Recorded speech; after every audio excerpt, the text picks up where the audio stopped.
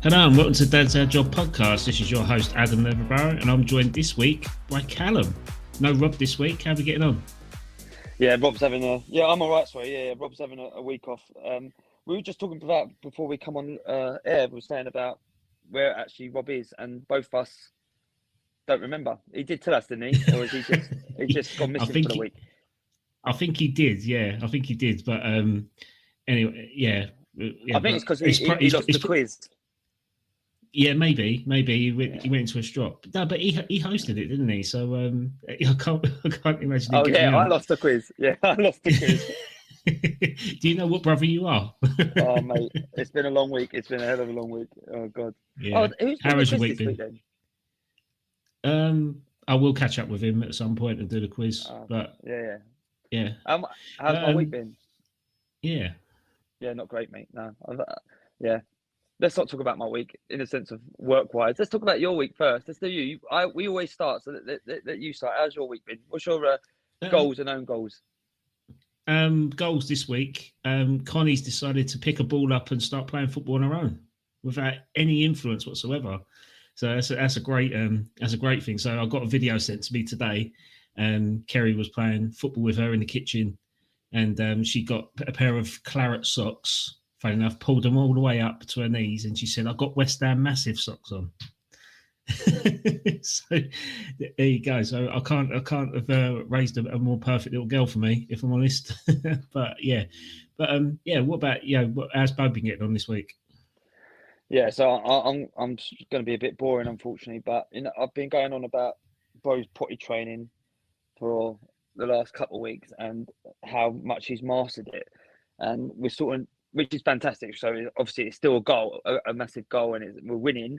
However, it's now getting to the point like every night where he's now trying not to wee in his nappy, which I know long term you're going, yes, that's a winner because he's not going to hopefully not wet the bed. But the thing is now he's now waking up and wanting to go to the toilet. So it's almost like regressing in the sense of now he's waking up a couple of times a night wanting to go to the toilet because he doesn't want to wet his nappy. Where like secretly in my mind I'm just going, mate, you just wee away. Like let me just have my naps, let me sleep. And so I mean, it's sort of like good but bad because we want him obviously to be clean at night time as well, but I also want my sleep. So it's sort of a mixed bag. Do you know what I mean? So with sleepless nights and long days at work, it's been difficult. But I can't complain too much. Yeah, I can't complain. It's not too bad. I mean, you go through those sort of phases. Like as we discovered last week, you're a bit of a tea drinker, so you're probably up as much in the night as he is. but the thing is, you joke with trouble because I'm up like 3 times because I'm getting old, and then I'm up with him twice a night as well, 3 times a night as well. So I'm up like every hour basically. Yeah, you know what? Since you said that, I had a cup of tea before I went to bed the other night, and honestly, I couldn't get to sleep. It must have been the caffeine in the tea. I was like wide awake. I was wired. I'm like, how can I be buzzed though for a Yorkshire tea? That's when when you're getting old, like the buzz feels changed, don't they? But I mean, as you noticed, there's only me and Callum on today, but this podcast usually works better as a trio. So this week we've got a excellent guest, ex-West Ham Academy product, Darren Blewitt. Darren, how are you getting on? All good? All good, Adam. Callum, thanks for having me on. Really well, mate. I'm good. I can't complain. Busy life, busy family life, busy work, which I like now because it's been a roller coaster. But we're here now and we're cracking on. Really good, mate. I can't complain. We're happy. We're happy. That's great. Now, thank you for taking the time to come on to our small podcast. But hopefully, we can chat about some certain topics throughout the duration. But how's your week been? How's your week been? All good? It's been good. As obviously we talk about our kids here, and I've got 2 girls myself. One's 2 and one's 8, and we've had a bit of obviously colds, and this time of year happens, but. Little had hand, foot and mouth, so that was happening, and then my missus got ill. My missus is never ill, and when she's ill, I get frustrated because I'm like, you're the one that holds it together. When you're ill, it's done. Like the household's mental. So I mean, it's funny because we were talking earlier, I said I'm doing this podcast, and I explained to her a little bit about it. And she said, about 5 minutes later, the little one done a shit in the nappy, obviously. And I went, and she went, "When's the last time you changed the nappy?" I said about a year and a half ago. But it's been a busy week. Obviously, I've got my own football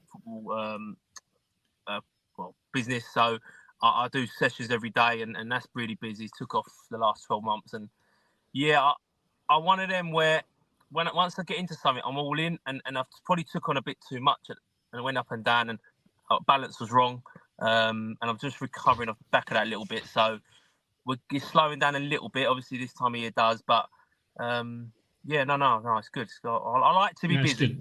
I like to be busy. I've got to be honest. I like to be busy. When my mind's on its own, it's not a great place. So being busy is quite good. Yeah. So you live streamed, didn't you, on Instagram today? Yes. What's your coaching business called? It's J Kicks, and on Instagram it's J_Kicks3. And it's funny because, mate, I am not a technology, mate. When you said we're going on StreamYard, I still ain't got a clue what it is. I have no idea what you're talking about, but I just say yeah. So it's like not do we, mate. We don't know either. Yeah, actually, you struggled at but I didn't use Instagram, or I used to, but I didn't use Instagram. My daughter talked about it, and I was like, "What's this Instagram thing?" And it's the only thing I use now for my business. Is I could put a post out, and I'd get 20, 30 people book on straight away. It's free. It's like not the they don't need leaflets nowadays. That's the way to do it. So yeah, I mean, I do live videos every now and then when I'm doing sessions, and it's obviously it highlights my coaching, but also there's a few talented kids down here, and I like where I'm a bit out of the way. Also from London, so when I moved down, I'm North Essex now in Dovercourt, and I try to highlight them as well. So I've managed to put them in places and stuff. So yeah. We're busy. Yeah, that's wicked, mate. Dovercourt, you say? That's not far from us, is it, Cal? But mate, I ain't a jog. I don't know maps, mate. What are you asking me? I ain't got a Scooby. Where are you? Who are you? We're Housted. Yeah, it's not too bad. It's not too far. Yeah. It's not too far. 40 minutes, like that. Go on, Cal. What was you going to say? Nothing by the sounds of it. Yeah, it's frozen. He'll probably drop back on in a minute. But for those that are listening, I mean, could you just introduce? I know he's back now. Cal, what was you going to say? Oh, sorry. No, I was going to say about Darren saying starting from the beginning about. Obviously, I know you said that you've been ups and downs and roller coasters and so on and so forth. Yeah. And obviously, and your business and stuff. I was just saying it would be interesting to hear sort of about the early doors, the early days, and what you got up to, and how your sort of career developed and stuff. And then, if you don't mind as well, sort of trying to add in, maybe what your parents and what impact they had on your early career. If you don't mind, it'd be interesting to hear, Darren. Please. Yeah, of course, no worries. I mean, I'll go back to start really. Obviously, I'm from East London, I'm from East Ham, so I live 5 minutes from Upton Park Stadium. All mates Where did you live, Darren? Sorry? Where do you live? Because I'm from East Ham. Eustace Road, I was. Do you remember that? Yeah, I know. Mitcham Road? Yeah, everyone knows Mitcham Road. Here we go. Yeah. Callum ain't got a clue what we're talking about. You know the White Horse pub? No. He's like, nah, I don't know. Yeah. But, wait, do you know Lonsdale Avenue? Yeah, Lonsdale, of course. Yeah. I was Denby Road. Yeah. I was right around the corner from where I was. Yeah. That's funny. Now I didn't know that. Are you a Brampton boy? I went Barking Abbey because of the football. We cleaned up with the football, so I went there for the football. One of the teachers was at Brampton Manor, Phil Ryder. He actually teach my mum and dad as well, and he went to Barking Abbey and he put a team together. And in the 4 years, I didn't do last year at school. I was a bit naughty, but the 4 years I was in school, we didn't lose a game. We won the National Cup. We won everything. So we had a really good. He put boys from all over London, which you probably were not allowed to do, and he put them into school education. But the football side was brilliant, so we had a really good team. So I didn't go. That's why I didn't go there. But I think you was the year above me because I was at Eastbrook. Yeah. So I used to play for Eastbrook. Yeah. So I used to play for them, and then Barking Abbey was always the better football side of all of them, and I think we kind of fluked our way through. But it's interesting, especially like say you come at East Ham, and that's Callum and Rob's. They grew up Newham boys despite being Arsenal fans. Darren, Do you know Ray Jones? Did you know Ray Jones? I know Ray Jones. Yeah, I know Ray Jones. Yeah, I know Ray. Yeah. Okay. All right. It's interesting. Yeah, I didn't know that. I didn't know that. that. It's interesting. That's interesting. Yeah. It's crazy Used how, to in a room or small the world something. I'd go get comfortable. Reminiscing. Reminiscing, mate. Reminiscing. Don't get jealous. That's fair enough, mate. I You don't crack on. reminisce too much. Listen. I don't. You couldn't pay me to go back there now, so don't worry about that. But That's why we're in Houston and Dovercourt, mate. Exactly, mate. I couldn't get further away if I tried. So I brought up around there and like life. My early years as a kid, we had our brother and sister. I mean, mum and dad. It was. Look, I've spoke about this before, and it was quite volatile. It's quite a violent area. I mean, there was a lot of trouble around where I was from in the estate and stuff where I hanged around. I had mates who are in prison now or doing things they shouldn't have been doing and stuff. And as I got older, I signed for West Ham at 11, but I had friends who 13 foot. I always knocked around with older boys. When I was 11, I was hanging around with 16, 17, 18-year-old boys who were doing stuff that you don't know about when you're 11. So I was trying to run, being a footballer. I didn't think about professional football at 11, 12. You're just at West Ham and all the hype of it all. With running alongside what was going on there, and I got involved in that a little bit. And I was. I mean, I quite liked it, just being around the lads and stuff. But just the kids, so I just joined in and just went that way. And as I said, the area I was from was quite volatile, but the household was quite volatile. There was violence in and outside. So, and I think I spoke about this before as well. My dad went to prison at 11, and I think he come out when I was 14. And the change in me from 11, I mean, when I was in junior school, I think that's the way it finishes. My mum said to me, you from that to 14, you change, you become quite vicious and different. And when my dad come out, I was a different person. So I've grown up a lot in regards to the people I was knocking around with, and my mindset was different. And I was playing for West Ham as well. So don't forget, I'm from that area. So I obviously my later life ended up with alcohol and drug problems and issues and stuff. And what happened was, my first addiction was football. People don't understand. I loved football. Like, I know everyone loves football, and everyone does. So you get it. Like, everyone, most people you know would say. I mean, when someone says they don't like football, I'm checking they're all right. Like, what's going on? So it's that was my first obsession, addiction. I could not get enough. We used to go and play out in the estate. Mama shout, dinner, you're running. I would chuck the dinner down my throat as quick as I can, back out, till you get called back in to go to sleep, and then you go to school and do the same thing. It was repeat. And I was just obsessed with it. And that obviously I was still obsessed with it when I was playing, and then obviously I went through the academy and then got first hit a pro and stuff. But that weighed a little bit, because again, as I got older, got a bit more money, and I got involved again with certain things I shouldn't have been, and lifestyle was a bit messy. So it got a bit twisted. But yeah, my early years as a kid. I mean, listen, I didn't ever want for anything. We weren't rich or nothing, but we didn't want for nothing. But all I wanted was football kits and stuff. So it was that. It was quite hard upbringing. You know, it was just. But it was the same. Like, everyone I knew, it was the same. So it was like where I'm from an era where if you said something, I'll get a slap around the head. I'll get a whack. That was it. That was no get on, shut up, bang. So it's different, and obviously, I've got kids myself. I would never do that to my kids. I've been tempted, but I would never do that to them. It's a thing where obviously it's just different. It's just a different way. But when you're in it, you don't see it as anything else. And my missus from different area, from Romford, but her life, family lifestyle is completely different to mine. So when we've gone over through this thing, she can't believe it. And I'm like, what? Is that not normal? Like, she just can't believe that that's gone on, or that's not normal, Dale. And I was like, oh, okay. And it's until you speak to someone looking from the outside in, you don't see that. So yeah, that was basically my home and outside stuff. But I was running alongside football. I was at West Ham. I was at the team I loved. I went. My first game I was 9 years old. I remember the game, and I could hear the goals from my garden. And it sounds cliche, but I was obviously when I'm 39 now. But it was teletext, so I could know when someone scored. I knew it was West Ham. So I was running, it's definitely West Ham. And you go on teletext and you wait for it to change, and they go like Tony Cottee 1-0, yes, and it'd be like yeah, or it'd be whoever, and I'll play football and I'd hear the roar, so I was like that, and then obviously signing from as 11-year-old. I remember having a team photo on the pitch, and I couldn't believe it. I was just, I was in the middle. I'm in the middle of the photo. It's just, it was incredible, and obviously I was there for 10 years. So yeah, it was some ride. Isn't it right? He was at Norwich before. Yeah, I was there for a year when I was 10. So there was two Norwiches. One obviously based in Norwich, and one based in Potter's Bar.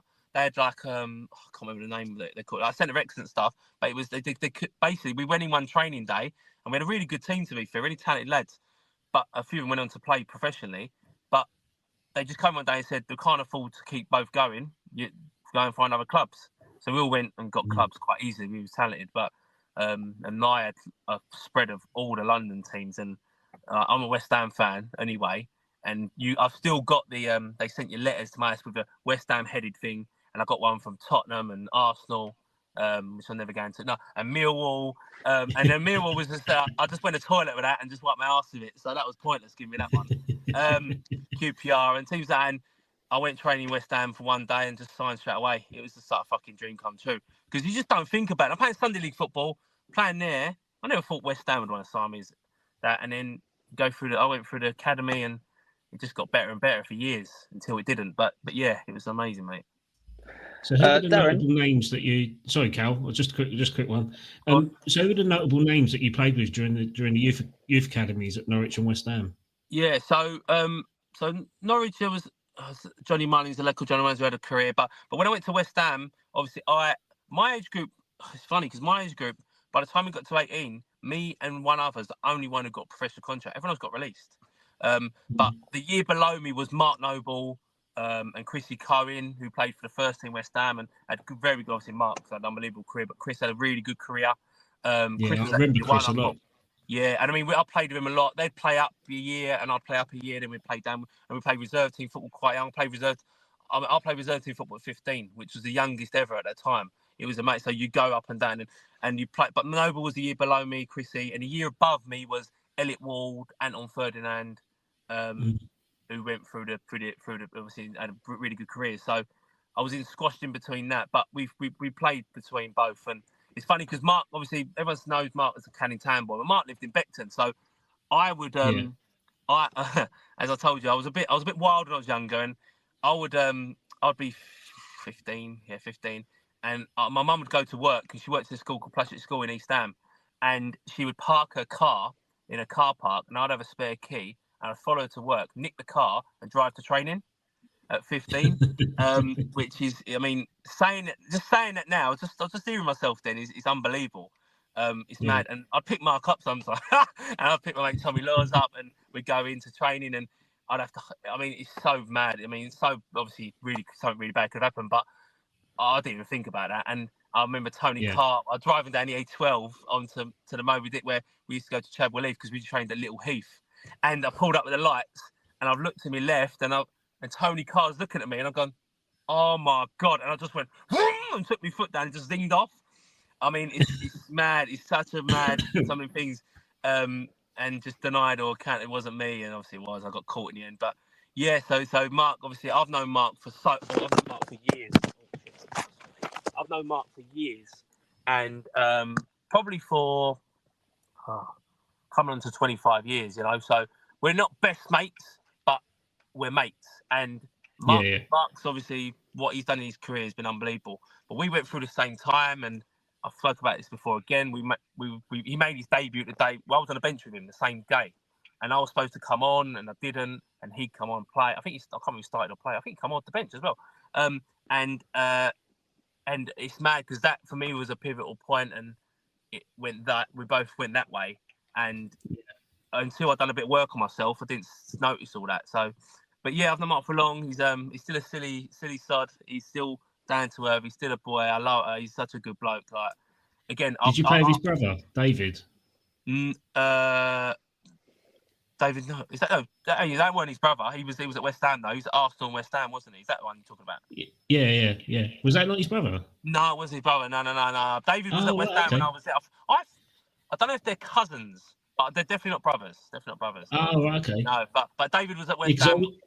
He was a very talented So player. I had the season ticket over that first season we was in the Championship when we had Glenn Roeder and David Noble was knocking about. And everyone was saying, "Oh, that's Mark Noble's brother," but Mark's a lot better. No. Obviously, everyone was proving right. But David was really talented. He come from Arsenal. Kind of, he's one of the best. Really good, but I think Mark had a longer and more distinguished career. Yeah, definitely. Yeah. Go on, Cal. You can ask a question now.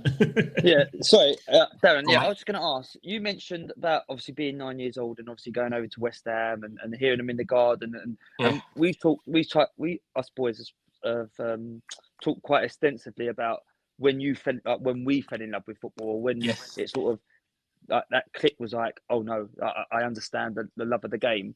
Obviously, I know you got two little ones. I know you got a real young one that you probably haven't had that experience with yet. No, but with your older one, have you noticed where you've gone? Oh yeah, she understands it, or like you know what I mean? Like do you reckon she's had that yet, or have you noticed that yet in her?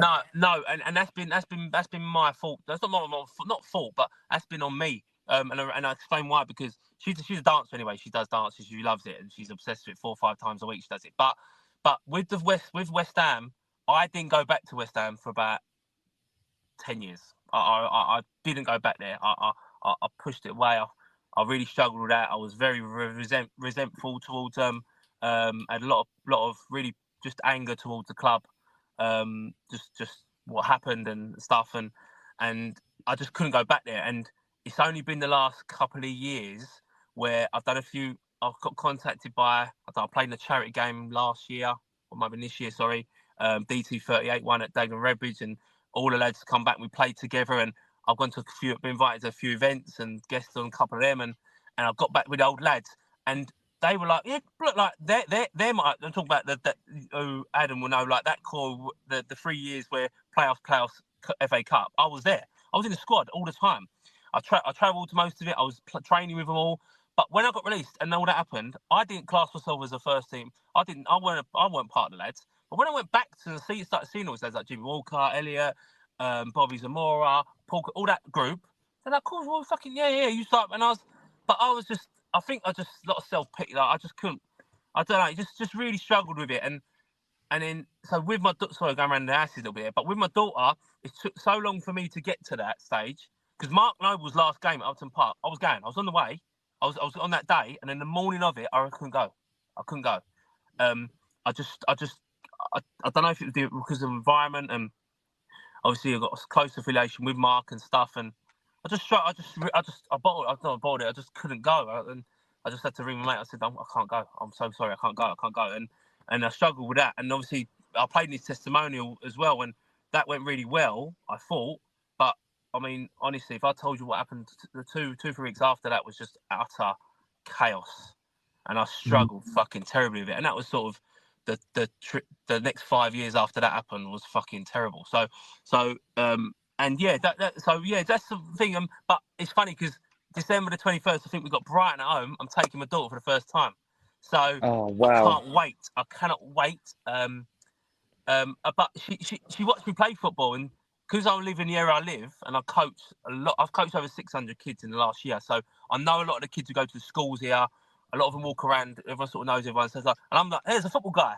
So when I'm with Jess, my daughter, they're like, she's hooked onto that, and she's like, yeah, because she thinks I'm cool.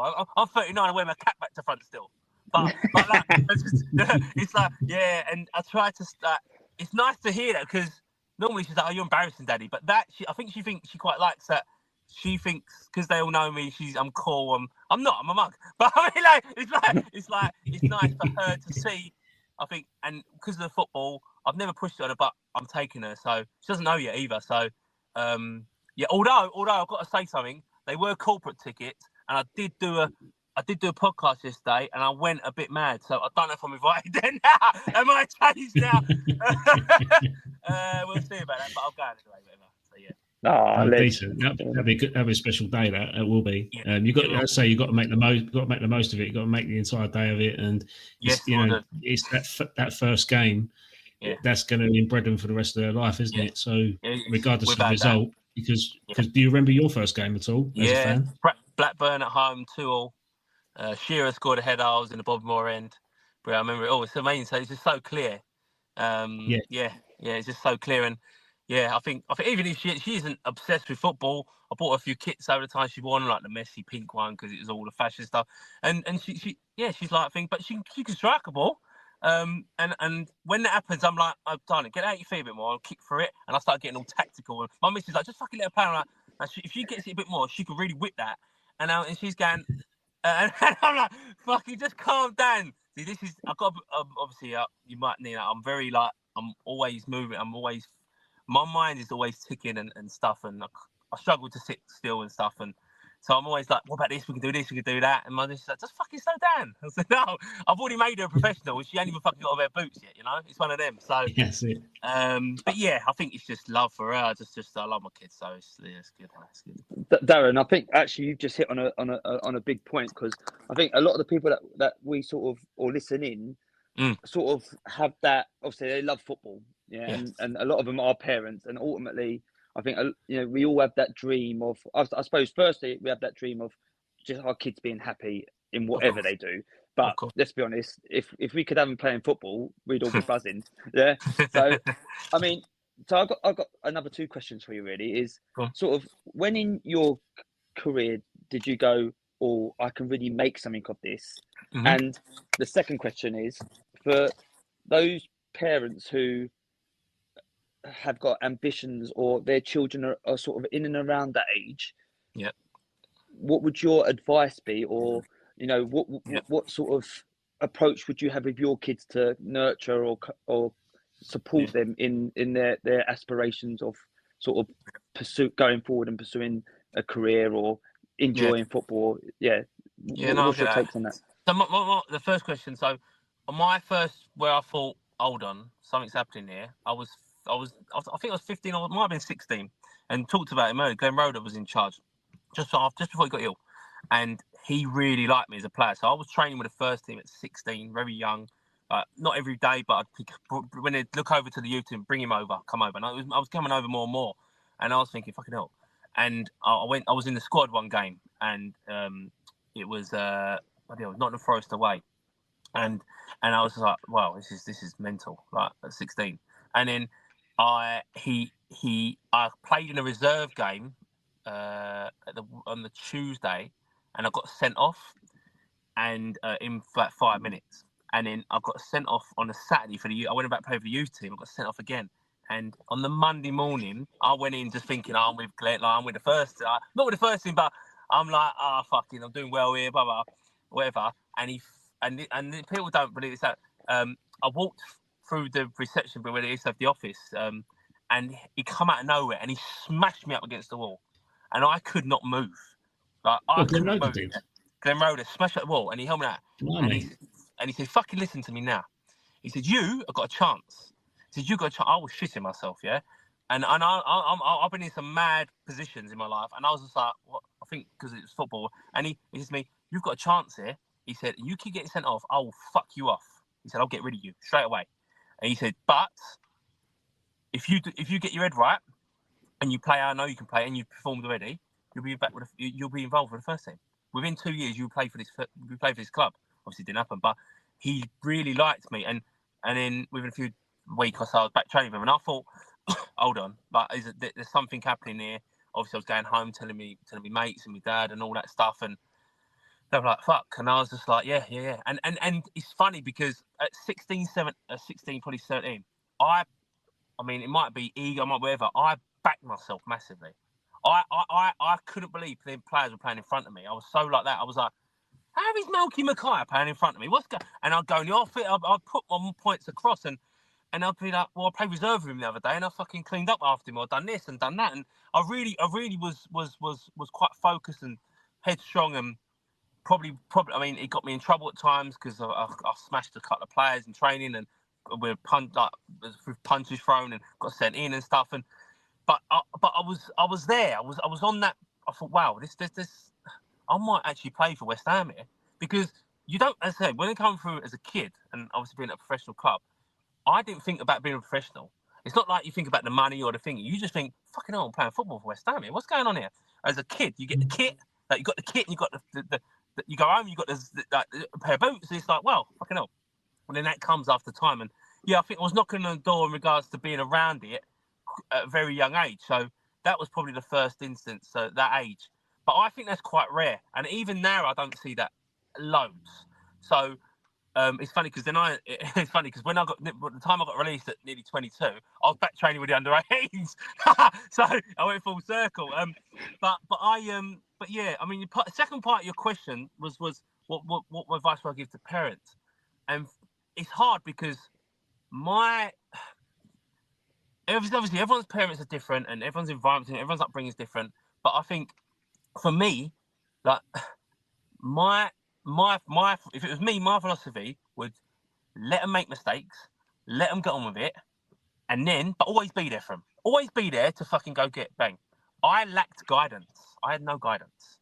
My dad was wanting to be my mate and stuff like that. And even when I went older, we was just like, at the minute we ain't. I mean, it's not great. It's really quite serious. So, but I didn't have no guidance. I didn't have like a big family. So I had mates. I looked up to mates. So it's a bit of a tangent here. I had a lot of football mates. Obviously, I didn't really have football mates in regards to professional footballers. I had my age group mates, but I also had mates from my area who were up to fucking naughty stuff. But I also had mates who were like DJs and MCs and stuff. So I'd go to pirate radio stations and I'd look up to these people. It's very so I'd go to like Deja Vu or Rinse and these stations where Flavour FM, and I'd look up to them. So I'd be like, God, I want to.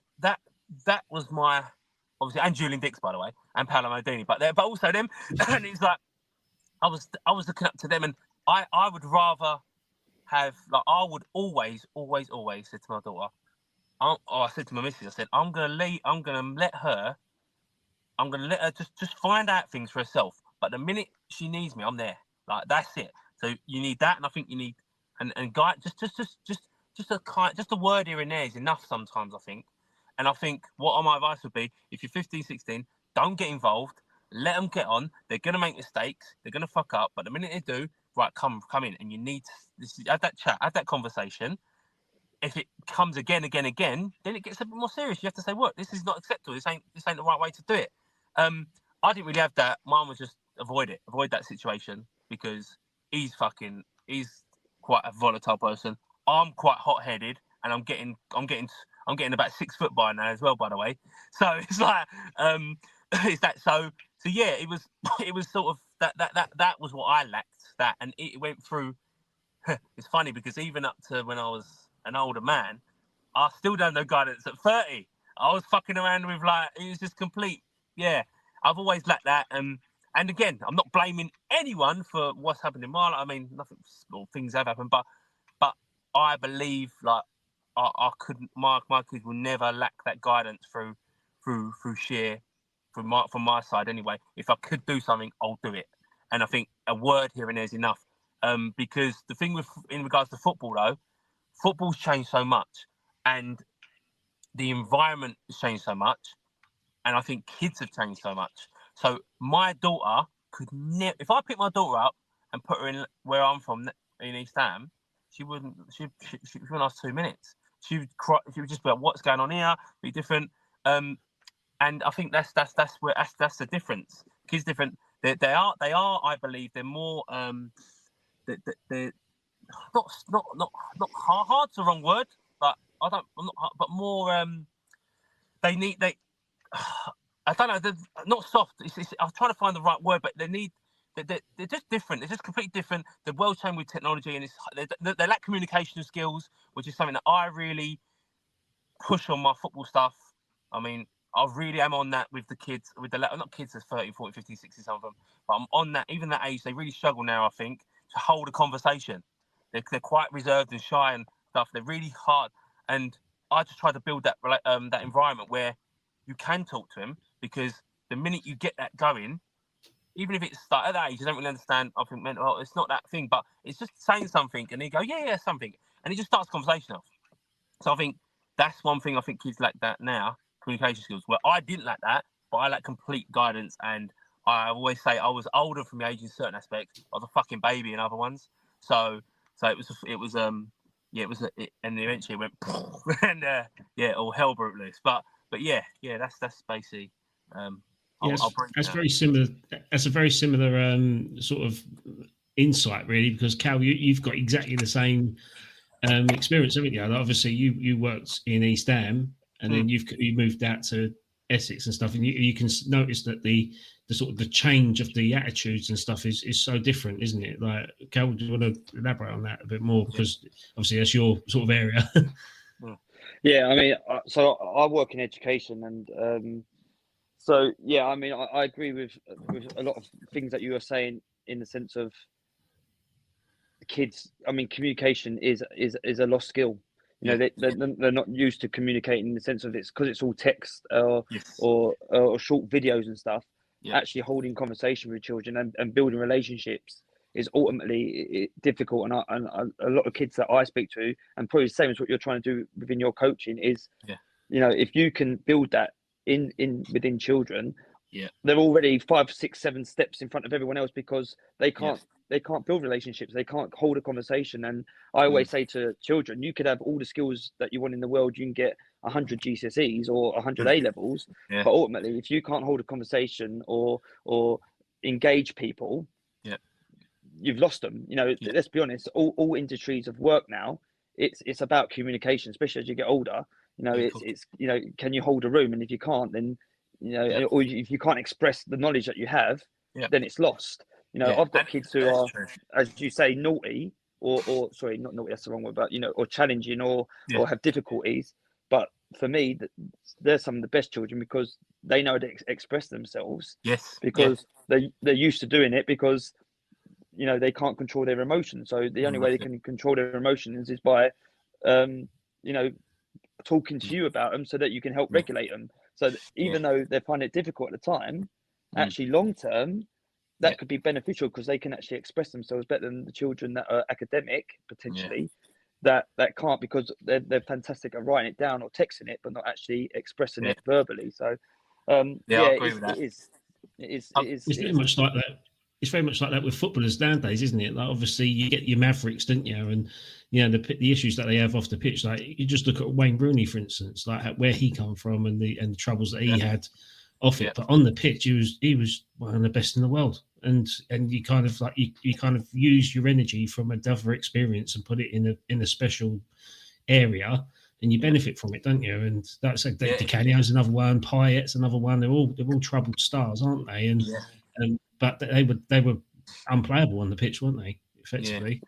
Well, there's an old saying, is it? Is what there's genius in madness or something, isn't there? Or you know, you have to have a bit of madness to be a genius. So, I mean, it's if you can cultivate, isn't it? You know, it's a bit like what Darren's been saying. You know, he was fantastic on the pitch, but he had all this stuff in and around you. If you don't mind me saying, Darren, but from what you're saying, it's you sort of, you know, you've got almost 2 lives. And when that's what happened, and can I ask, did you feel like football was like an escape, or was it just a way of you expressing yourself, or you know, what was it like for you? When I said I've done a bit of work on myself the last few years, and I think what I found out was it was an extended version of myself, and it was a version that I was that person, and to this day I do struggle with anger. I do have days where I'm fucking fuming about, and I'm still working it. It's one of them. So, but I think I think it was an extended version of me, and it was a place where when you're good at something, I wasn't a shy kid, but I just thought I'm the fucking best defender here. But I'm every game I'm playing, I'm battering forwards. I'm doing this, I'm doing that. As in the youth team I'm talking about now, and I was just like, I'm fucking quite good at this, and I just felt like this. I couldn't wait for the next one. I couldn't wait for the next one. I couldn't wait for that one. So it was just maybe a confidence thing. Just an extended version. But I just love. I worked this out a little while ago. What I would do is, I think I was putting on a show. So I was captain at most teams I played for, even if through the youth team or whatever. And you go out first, but I would wait for everyone to go out. I would have my top off. I'd put a bottle of water over my head. I'd put the top on. I'd walk out. I'd nudge a couple of forwards, and then I'd go to the front. And it was like my thing, and I had to do it every time. No, I would not go out to change room until everyone went out. And it was like, they say superstitions and stuff like that, and footballers and stuff. But it was like, it become a thing. It become, in my head, I was like, I've got to do this now. This is a thing. And I just felt it give me a edge, I think, or whatever, I don't know. But maybe not express myself was probably not the right term, but again, it's an extended version. I just felt confident out there and comfortable that I could just do what the fuck I wanted and just, who cares? Like, no, this is it. This is football. It's the fucking best sport in the world. I'm playing for West Ham. I'm doing this. It's just great, like, you know. And I think that's what it was basically. Yeah, I think that's how I look at it anyway. Yeah, absolutely. I mean, again, sorry, I've got another two questions for you, Darren. What's your best memory in your career? Mm-hmm. And then I know you sort of, I mean, again, I don't want to put words in your mouth, but the impression that I'm getting that there was obviously a period of time that you fell out of love of football. Yeah. And what when was that when you went? So if you don't mind me saying, so I played. I was lucky enough, and I played a little bit of football, and I played a little bit of non-league football. Yeah. And I remember talking to a lot of ex-pros, and you know, I was in around pros and ex-pros, and a lot of them would say, I don't love football anymore. I just play it for the money, or I just play it because I'm good at it, or whatever.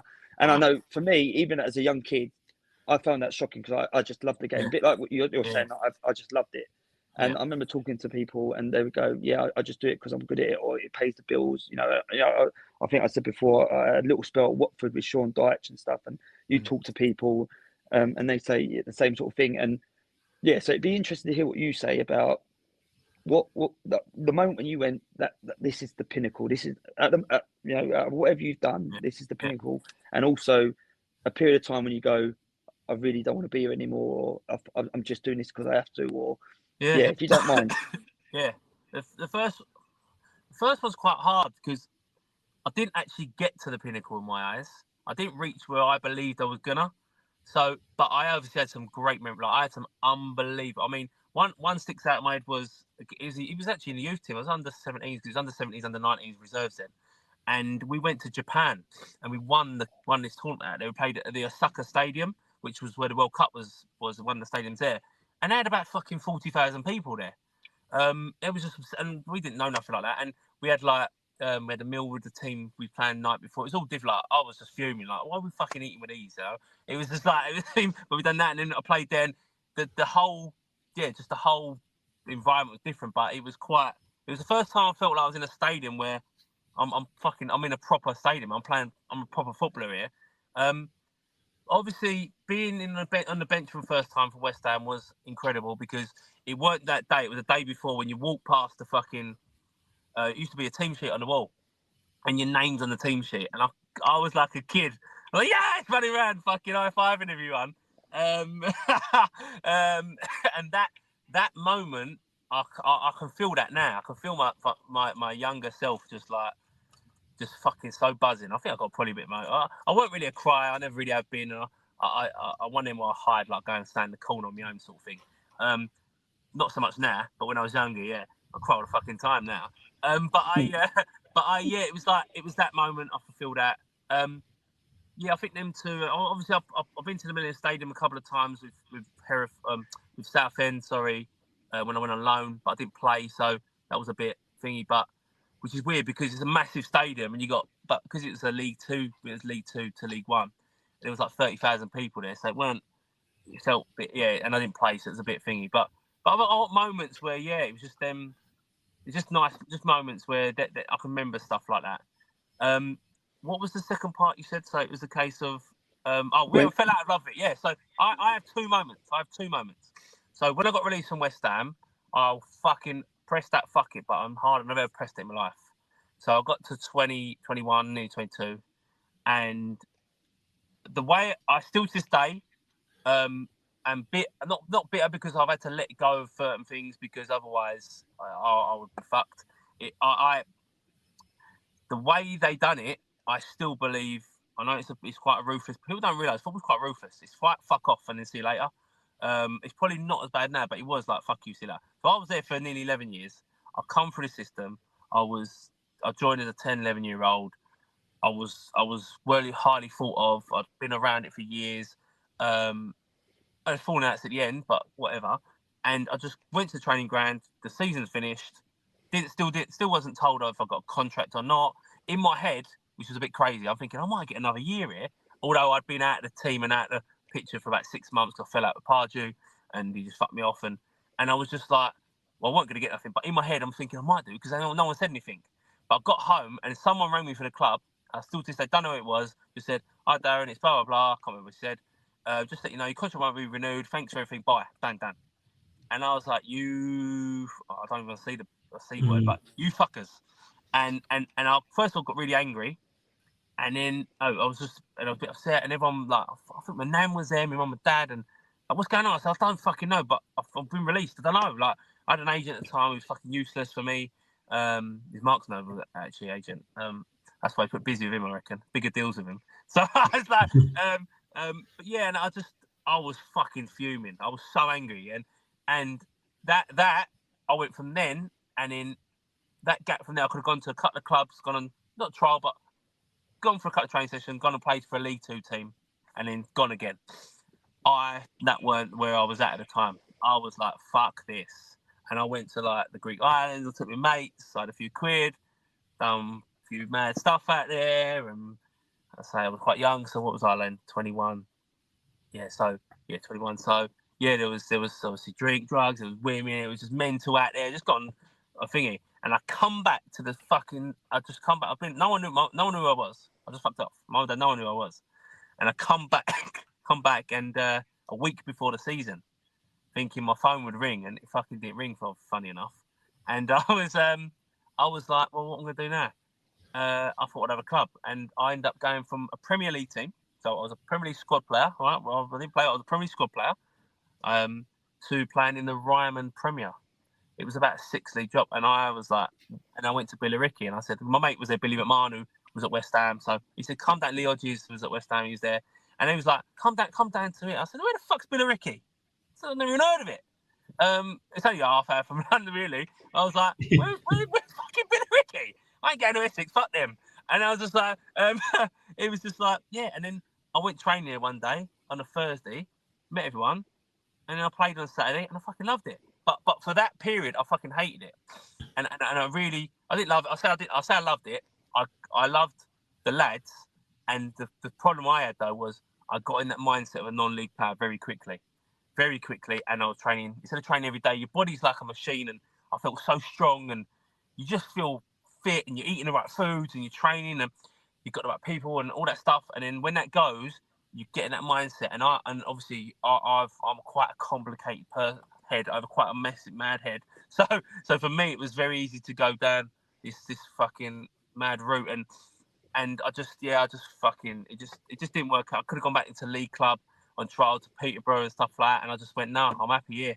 And I ended up going once a week going out. I could do 2 or 3 times a week, but I had no fucking money by this point. I'd spent so much money, wasted everything I had. I not a pot to piss in. When I say nothing, I mean fuck all. And obviously at this point, I'm 21, 22. I need to get some money coming. What do I do? And I nearly went down a bad route, and I didn't. And then I got work in Fords in Dagenham, and I'm sitting in Fords in Dagenham, and like, I ended up being there for about 6 years. So I'm not slagging it off, but I was like, what the fuck am I doing here? I'm sitting on a factory line, dotting engines. Month ago, for 2 months ago, 3 months ago, I was in a fucking change room at West Ham. Like, what's happened? And I remember falling asleep at the first shift, and I was like, what? I don't know what I'm doing here. And I just couldn't work it out. And then that ate away at me for years. And I ended up drinking more and going out more, and your body changes, and I put on a bit of weight and stuff like that, and just going out more and stuff, and that non-league mentality. And I love non-league. I played non-league for 8 years. I loved it. But sorry, mate, I'm going on a bit. But the second bit was I got to 30. I stopped playing football at 30. So young, 30 years old. I was still fit, nothing wrong with me. And I was at Harlow by then. I was captain there. We got to playoff final, and we lost in the playoff final. A game we should have won.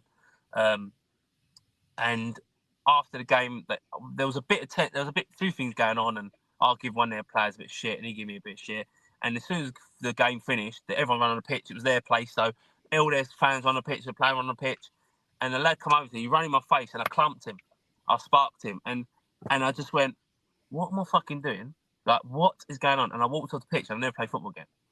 And I thought, I'll never play again, thinking, you'll play again. But I didn't. And I just didn't play again. And I didn't go near football for about 4 years. Mm-hmm. And considering, people might think, or whatever, like I said, but I was at football from the age of 9 or 10 to then constantly. There was always that thingy. And to not go near it for 4 years. And I mean, like, not even hardly watch that much. I started watching, I was watching boxing as well, stuff, but I just weren't with it. I just didn't want to touch it. And that was a really, that was bitter fueled as well. And obviously, even at 30, I've been recent West Ham 9 years before that, but I went back to that and hating them again. And yeah, it's just the process. It just so long. It ate away when I worked it out. It took me 2, 12, doing my maths in mid here. It took me about 17, 18 years to get over it. It's fucking mad. You're at peace with it now, though, Dal. Yes, mate. Yeah. For me personally, I'm 4.5 years clean and sober. So that for me, obviously, I ended up in rehab in Sporting Chance Clinic. So I went with Tony Adams' run. He opened it up 21, 22 years ago. So I got to a stage where I was really, really, really in a bad way. Obviously, at this time, I've got just one daughter. I was 30, so she was born when I stopped playing football. I think that overlapped a bit, and then I was drinking so much more. Obviously, just I'd say my mates were with me, so it weren't as if but then I'd start early. There'd be little moments where they'd meet at 3 or 3 or 4, and I'll be there at 12, and I'd go on my own. Or so, and then there was other, like, obviously with drugs and stuff like that coming in and stuff, and it was just, but the drink was just mad. It was just crazy. It was just constant, and then it just got mad, and then even my daughter's christening, I fucked that up, and I just kept disappearing, and I just completely lost my way, and it took the legs off me, and it took me from the age of 30 going, just bouncing around, recovering, and I got, it's quite, I don't like saying this, but it's true, and I spoke about this before. I wouldn't say it some way, because I've had people that I've known who, through recovery, who I spoke to a day before, and the next day they've killed themselves. They've committed suicide. So I feel that I'm quite okay to talk about this stuff, because I've seen it, I've been around it, I've been that person, I understand, and I think it's hard to understand fully unless you've been that person. Why AA meetings and stuff like that is for people who are similar minded. So stuff like that. So that happened, and yeah, it just got mad, and I think I wanted to die, and I didn't want to die. I just didn't care if I died. That was in my head. Yeah, I thought, you know what? Enough's enough. I don't even care no more. And I ended up sleeping in my car. I ended up sending the car for about 150 quid on the street for a little while, a couple of days here and there, and then just bounced around and getting money where I can, and payday loans and fucking all sorts of madness stuff. Obviously, my missus had her daughter, and she's just like, well, look, I've never ever, and it's funny because again I spoke about this. I've never been. We spoke about this. I've never been physical to my missus, but mentally I fucked her up for years. The worry of am I coming home? Where am I? Who am I with? What am I doing? And it was just you become selfish. I become selfish without knowing it. That whole addiction took over me, and it's again because of where I'm from. You get old school people and stuff like that, and it's hard to. I'm not saying they don't have to understand it, but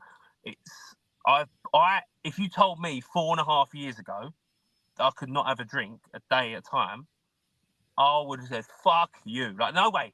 Well, you'd be reading like you'd have a little read in the morning, like read these, I get sent things and I read, or I sponsor someone and someone sponsors me or even it's just a phone call with someone. Right, mate, I'm actually useful now, where I was useless for years.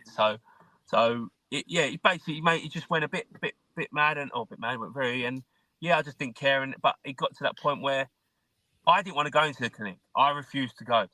And my mates, 2 of my best mates, who are still my best mates today, drove down 2 hours to my house, and like my missus had been in touch with him, said like she moved out, like drove down the road for the time. But I think he's gonna, like, something's gonna happen, that he's just fucked, and those boys come down, and I didn't have a phone by this point. I had nothing, mate. I had nothing. I was just fucking whatever. And yeah, they just give if they literally said, my best mate of 30 years said to me, Dal, I had a dream last week you killed yourself. Fucking ring this person, please. I said, no way, not really. If they want to help me, they need to ring me. That was my mindset. Like, I still couldn't. It was that childlike, come on, you got to help me. Come and help me, you know.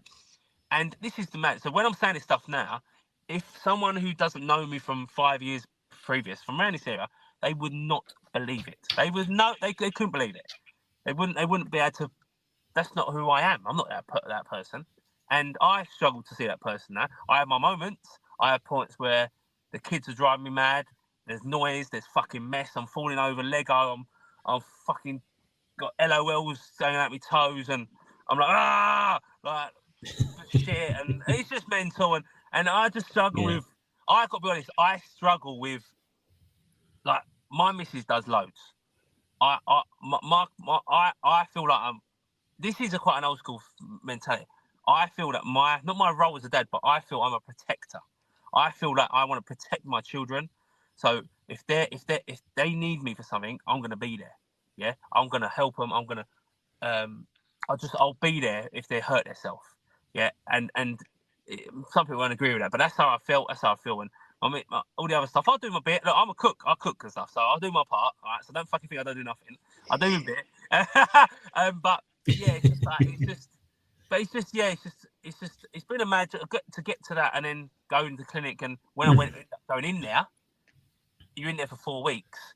It took a week or so to understand, and we done all sorts of different things in there. There was like book work. There was essay stuff, and then we go to meetings, and you all these. It was run with health and lifestyle. So you go to the gym.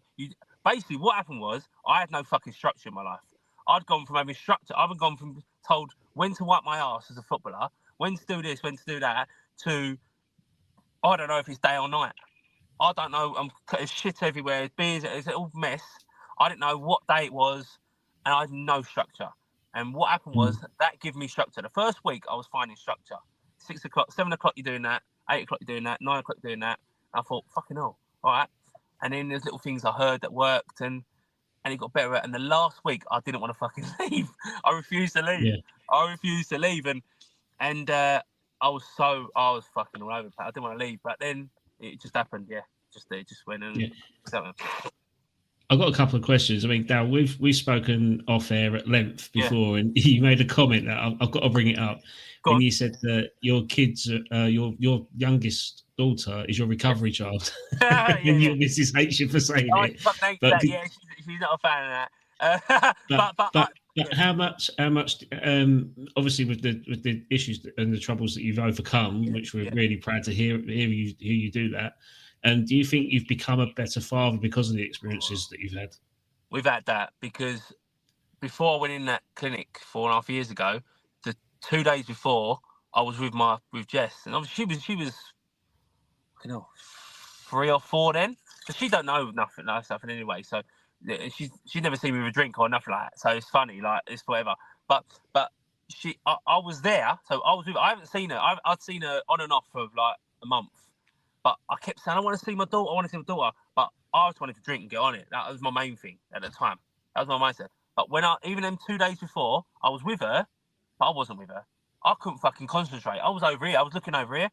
So I wasn't present. I was there in body, but my fucking head wasn't there. So I'm looking over here, there. I couldn't sit still. And then in the end, I cut the thing to meet them leave, and just went and got pissed because I knew it was just crazy. Now, I still struggle to be present in regards to just way I just struggle in general. My addiction has work, so that's another thing. I've got to get the balance with work and my family is wrong at the minute. So it's really gone off at the minute. It's a little bit not tension indoors. It's been okay, but with work and thingy's gone. My work is fucking. I'm just on that all the time, and it's not. Do you feel that's more? Do you think that's more because you want to provide for him? Because because by the sounds of it, like, don't take this the wrong way. I mean that because it's like making up for lost time. 100%. I come out of the clinic, and This is quite a funny story. I come out of the clinic and I didn't have a phone, so apparently a few days before I went in there, I was fucking don't know what I was doing, but I applied to be an on-call firefighter. I didn't even fucking know I'd done it. So they rang my missus and said, "You've applied to be on-call." My missus like, "Huh?" She went, "Yeah, Darren Blewitt," and he's like, "What? Oh, okay, yeah, write it down."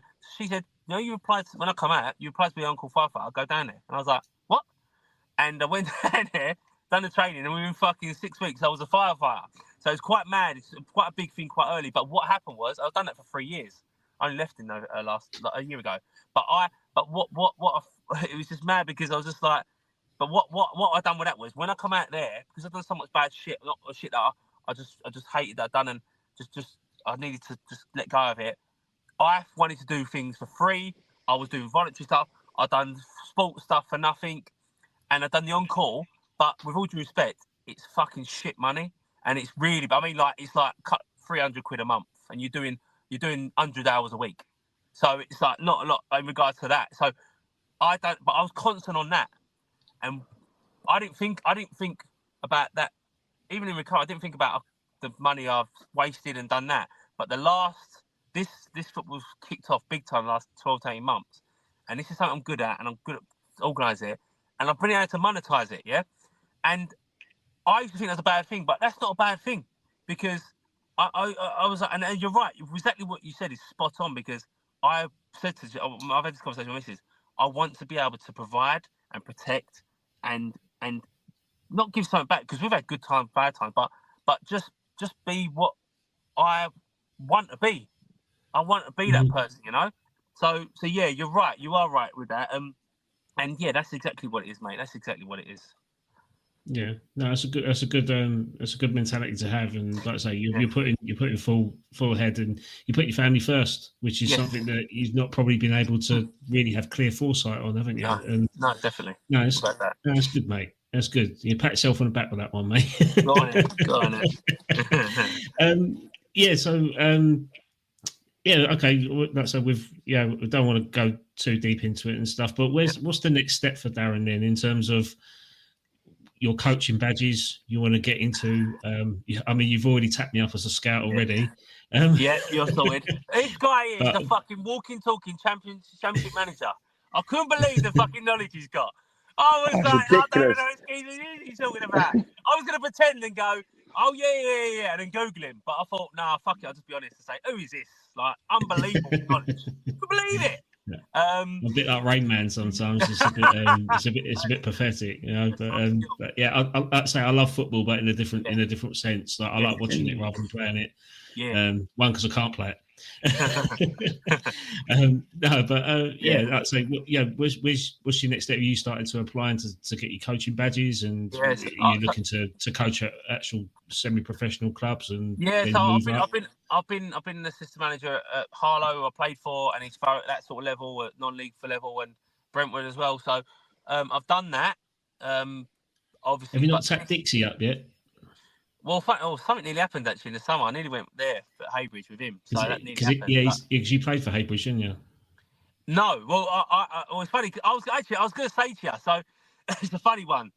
Their fans hate me. Like hate me. Yeah. So whenever I played there, so Malden and Tiptree town it is then. Oh, it was awful. Yeah. They hate me, and it's funny because that I actually did sign there, but I didn't actually play a game because the manager I signed for left, so I went back to Brentwood, I think. But I didn't sign it, but I ended up playing against them. We always had bad things happen, and even as a manager last year, assistant manager, I got sent off there as assistant manager last year. So it's never been great. And then Dixie went there, and I had a conversation with someone who's close to him, and he said he might be interested in coming as a coach. I said, look, I've got to be honest with you. They fucking hate me, mate. If you want to build some relationship with the fans, you got no chance, mate, because I'm there. So it didn't work out anyway. But yeah, I think with me, I've got a real issue with the coaching badges, with the whole setup and the whole how it's designed, because it's in my eyes and not just mine. A few other people I spoke to, it's a flawed system in regards to the coaches that are coming through now. There's 21-year-olds coaching adults who've never kicked a ball in their life, and for me, the iPad geeks who are taking over football, and this can go back and forth sometimes. That can't do a demo, who don't know, who actually hasn't felt that pressure, hasn't done that, are coaching some professional clubs, and I have an issue with that. But I was speaking to Kevin Keane end of last year, and he said to me, "Have you done your badges yet?" I said, "No, I'm not doing them, Kev." And he said, "Stop being stubborn." I said, "I'm not doing them." And he said, "I know you told me this before." He said, "I'll give you a scenario." He said, for example, say I've got a job somewhere, blah, blah, and I need an under-16s manager. Under-18s manager, I know you, I'll tell you. You can't do it because you haven't got the badges. I said, exactly, that's my point. I said, because why should I have to have badges to tell me? He said, well, it doesn't matter. You need to have them. And I said, all right, so I'm doing them next year. So, yeah, I'm doing them. I remember, was it Dorking Wanderers? I think it was Mark White, wasn't it? And he said exactly the thing, that he said, why would I go and manage in the league where I've got to take my badges? So, but another one, I think it's Alan Devonshire as well. He hasn't got his badges either. Oh, hasn't he? No. That's what I'm led to believe. I think he's Maidstone, I think. Yeah. But I think he never made the jump up to league football because he didn't have the badges, so he always stayed in the National League, like Braintree and Maidstone. That's it. But my mindset, and I ain't even on that anyway. I started this up. This is something I've been wanting to do. This is the main thing. So I've only been able to do that in recovery, really. I wanted to do this 10 years ago, but I just put it off. This happened. I'll do it this time. Won't do it. Coaching, I mean, in regards to like, I'm good at putting things across. I'm a good people person. I've been at a good level. I've been around good coaches. I understand the game, I think, quite well. And I could put sessions on quite easily and come up with stuff and use what I've done and mix it with what I think should be done. And this, I started off probably just under 2 years ago with one kid over a party. He contacted me, he heard I was at West Ham, and his dad said, "Can you do a session with my boy? I heard you was at West Ham." Didn't know me. I've done a session, went quite well. His mate told him, and within a couple of weeks I had 10 kids with coaching. I thought, well, brilliant, that's lovely. One a day, couple of days, lovely. And then I thought, well, we'll see where it goes. And the last 12 months has gone absolutely mental. Say 600 kids. So who've come through the camps or one-to-ones or whatever. And it's really gone off. But I love it. It's where my brain's ticking. So I've done birthday parties now. I've done the camps. We do the fun camps. We do the real coaching side of it as well. So the masterclass ones where I really enjoy the most, to be honest with you, with regard to detail and stuff. And I've done an off-season program with 12 lads, which went unbelievable. And that really put my name around here. That he can actually I was putting 12 sessions on, 4-hour sessions on my own with breaks. It just went really well. And this is my focus, to be honest with you, in regards to where I am. There's no other coaches here, and even if there was, I'd back myself because that's what I'm like. And I've told everyone that, so it's all right. But yeah, it's just this is my focus. I'm not worried about going to the league. I mean, if it happens, if it doesn't. But yeah, so I just love J Kicks is a big part of my life, and I've helped a lot of kids. Confidence, that's the big one for me. The confidence. So that's the big. Yeah. Out of curiosity, do you still keep in touch with? Because I'm just throwing this out there. Do you still keep in touch with Luke Chadwick? Because he was at the club at the time, wasn't he? Yes, so he does the Football Fun Factory. So that's right. That's what I was leading into. Yeah, I had a meet. Funny, I've had a meeting with him about a month ago, and I decided it weren't for me. So I'll leave it there. Yeah. Yeah, no, because I'm gonna take my daughter to Football Fun Factory in Sudbury. So so just to get her in it. But I could have taken her to other little ones, but I thought going to something like that's set up by a professional footballer that's basically played for under one of the greatest managers in the world in Sir Alex Ferguson, and then also been at West Ham, despite if he was on loan. But yeah, they've got inflatables. They've got inflatables. That's the main thing. That's perfect. No, I'm saying definitely do your badges, Darren, because who knows, West Ham might need a new manager in it soon. I know. Well, yeah. I thought it was going to be today, but obviously it's been put on hold. So yeah. Let's touch on current affairs then. Like, obviously, do you watch much? You touched on it that you're not enjoying the football at the minute in modern day football. But what's your general feeling about West Ham at the moment? Yeah. So I think I've got the last probably 18 months I've watched a lot more West Ham. Obviously, I don't know if I should plug another person on there, but obviously I know Dave and X from West Ham way. And I do something for them every after every game, post match stuff. So it makes me watch the game. But mate, I've done a big one yesterday, and it went quite mad, and the response was quite. Is that where you're going to lose your corporates? Yeah, that's what I said. I've lost them. That's why I'm worried. Basically, I called the owner a prick, and but it was what it is. But I spoke from the heart. People don't understand, because I played for West Ham. I'm a fan, so I'm not bothered. I'm not here to get work at the club. Really, like be one of the group who walks around and does hospitality. I'm not going to do that realistically, and I'm not bothered.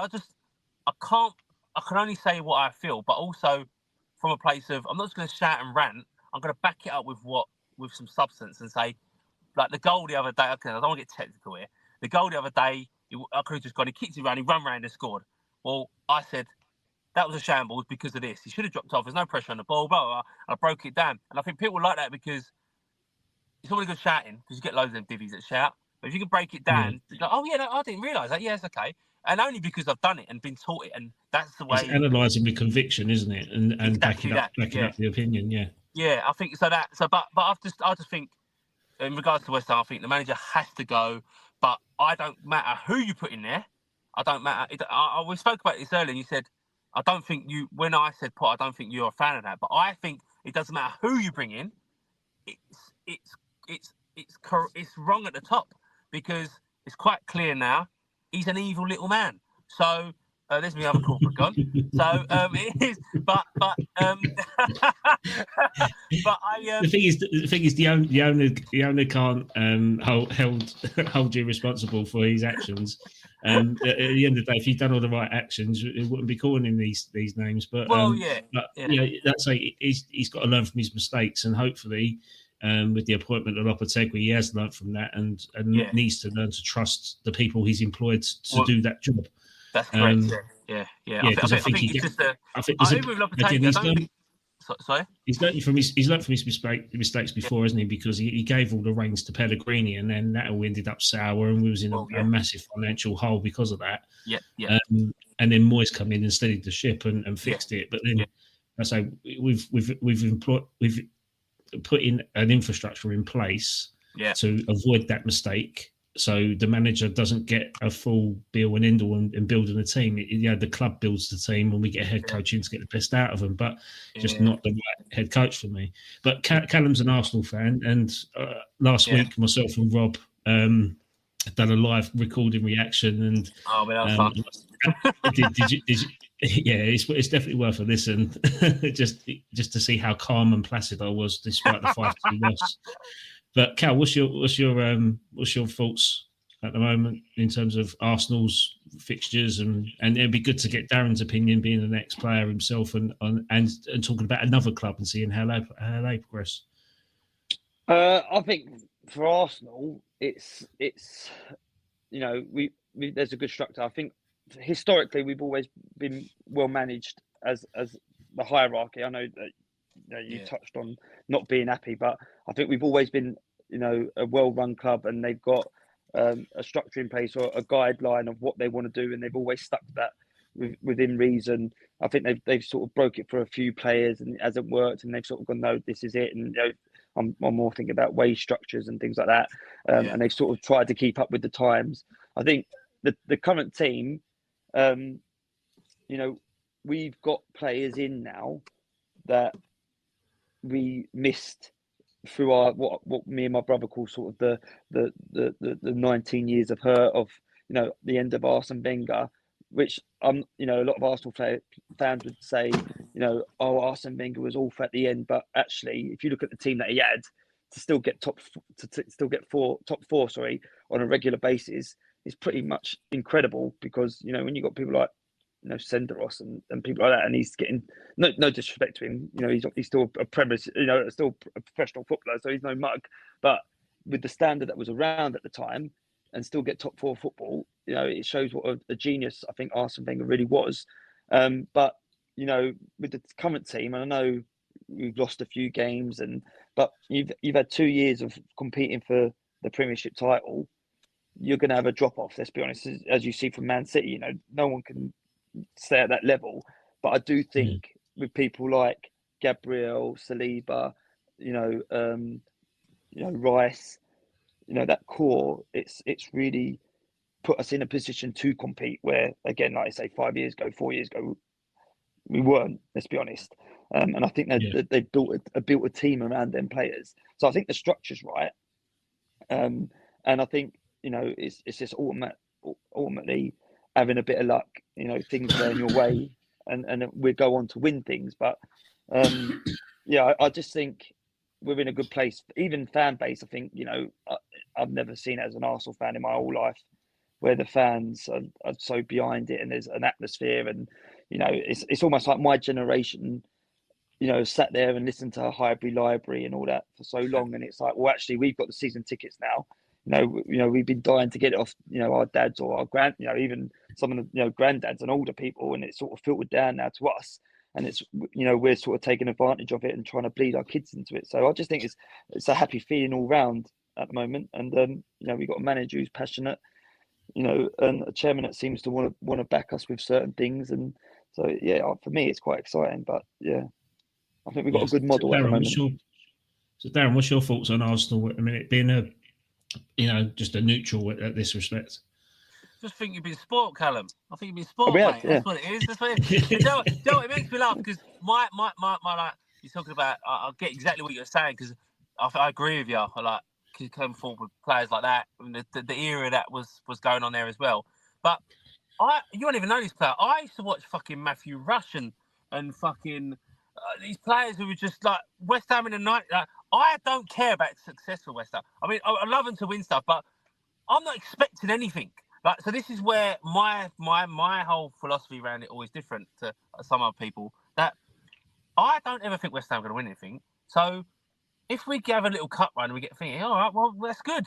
But the way you were speaking there was like, oh, we might come fourth. We might get top two. We might come second. Who knows? We might win it. But it's just through thingy. But I think what I've seen from Arsenal, I like the two centre halves, obviously Gabriel and Biggie, and especially going forward as well, getting goals as well from them, which is a bonus as well.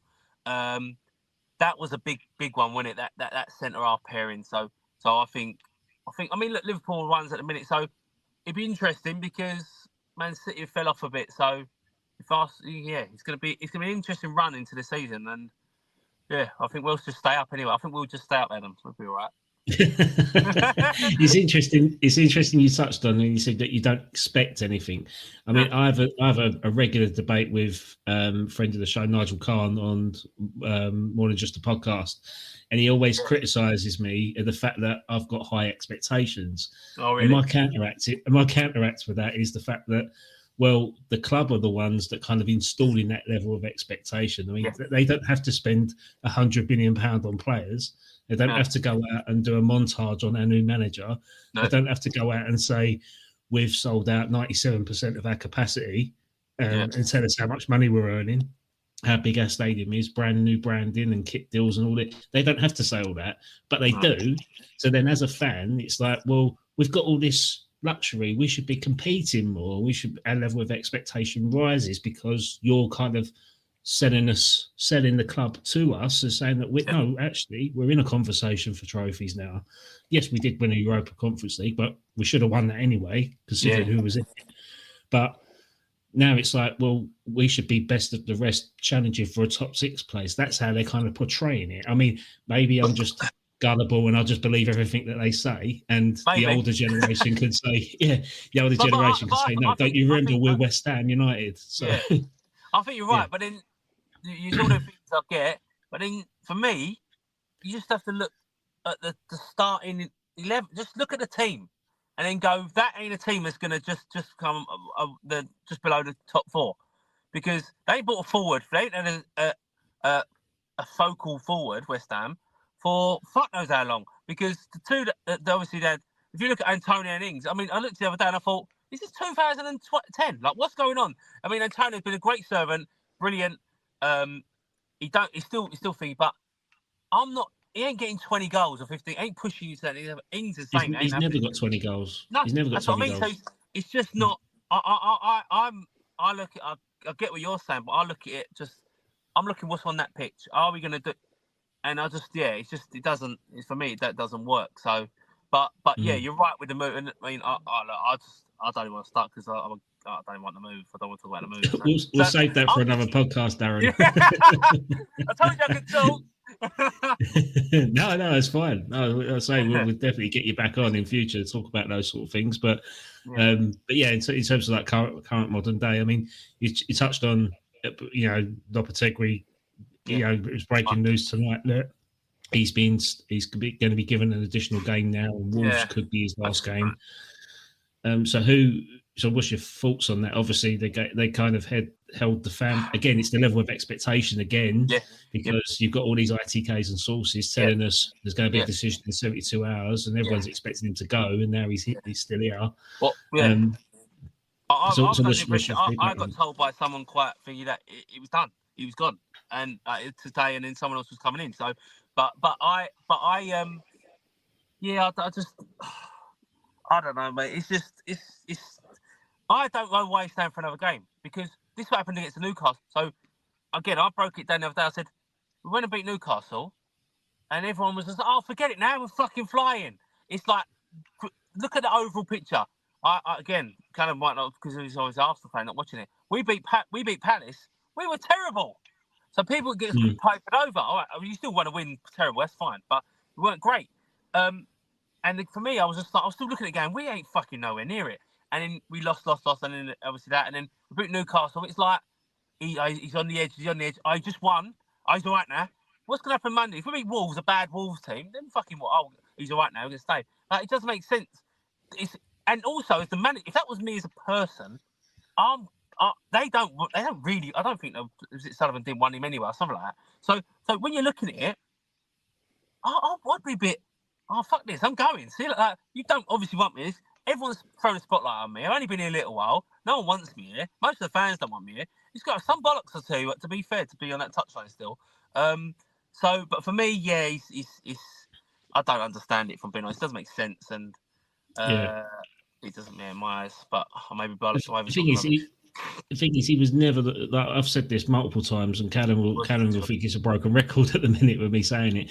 But he was never the right man for the job. And West Ham, a lot of the media say, "Well, be careful what you wish for," and do you want David Moyes back now, and all that shit. It's like, well, no, we didn't want David Moyes no more, but we wanted change, but we wanted something completely different. At the minute, we've just got probably statistically is a slight improvement to David Moyes' last 19 games or whatever. Like, we are getting more possession, we're having more shots, but we've scored more goals at this point.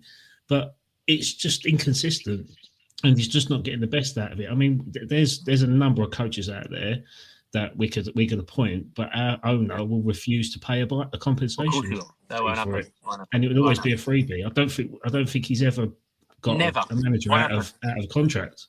It won't happen. Never. Actually, I think the last time we did as a club, even before Gold and Sullivan come in, buy a manager out, was Alan Pardew. That was 20 years ago. Oh, sorry, I've been sick of my math. Sorry, mate. So it's a great link.